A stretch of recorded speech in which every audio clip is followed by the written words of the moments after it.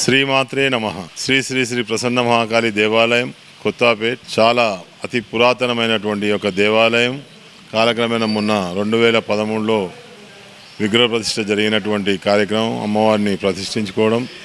ఇక్కడ ఉన్నటువంటి గ్రామ ప్రజలతో పాటు కాలనీవాసులందరూ కూడా చాలామంది అమ్మవారిని దర్శించుకోవడం, అమ్మవారు కొలిచింది కొంగు బంగారంగా భక్తుల మొక్కులు కూడా తీరుస్తూ ముందుకెళ్తున్న ఈ తరుణంలో 12 సంవత్సరాలు పూర్తి చేసుకున్నటువంటి ఈ యొక్క సంవత్సరం పుష్కర వార్షిక బ్రహ్మోత్సవాలు చాలా బ్రహ్మాండంగా జరుపుకోవడానికి దేవాలయ కమిటీ కూడా అందరూ కూడా ఎవరి వాళ్ళు పనులు చకచక చేసుకొని ముందుకెళ్తా ఉన్నాం.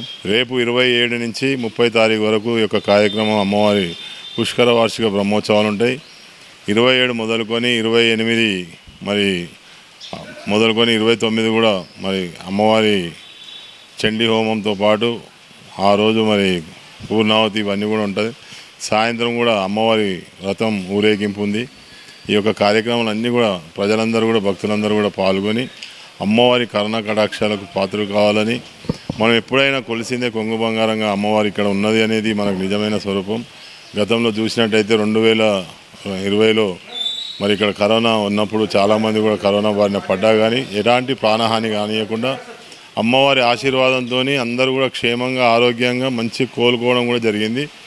ఇది అందరికీ కూడా తెలుసు కాబట్టి భక్తులు ఎవరైనా కానీ ఈ యొక్క కార్యక్రమం తెలిసిన ప్రతిక్షణం ప్రతి ఒక్కరు కూడా పాల్గొని ప్రతిరోజు ఈ 3-4 రోజులు కూడా నిత్య అన్నప్రసాదం ఉంటుంది.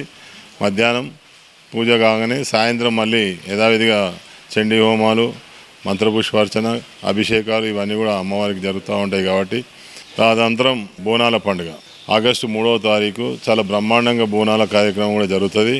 ఇక్కడ గ్రామ ప్రజలే కాకుండా తండోపతండాలు కూడా జనం చాలా వరకు డిస్టిక్ల నుంచి రావడం జరుగుతుంది. ఆ యొక్క కార్యక్రమం కూడా చాలా పెద్ద ఎత్తున జరుగుతుంది. ఇక్కడ కమిటీ నిర్వాహకులు కూడా ఆ యొక్క కార్యక్రమాన్ని మొత్తం అన్ని ఏర్పాట్లు చేస్తూ ముందుకెళ్తూ ఉంటాం. ఎవరికి ఎలాంటి ఇబ్బందులు జరగకుండా భక్తులందరూ కూడా హ్యాపీగా దర్శనం చేసుకొని అమ్మ కర్ణకటాక్షాలు పొంది ముందుకెళ్లే విధంగా ఈ యొక్క కమిటీ కూడా మొత్తం కార్యక్రమాలను నిమగ్నమై ఉంటూ ముందుకెళ్తా ఉన్నాం.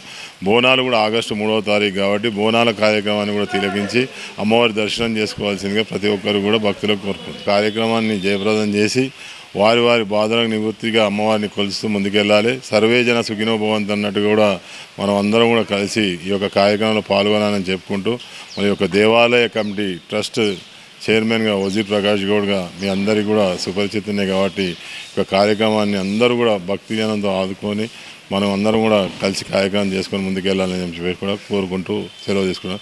శ్రీమాత్రే నమః.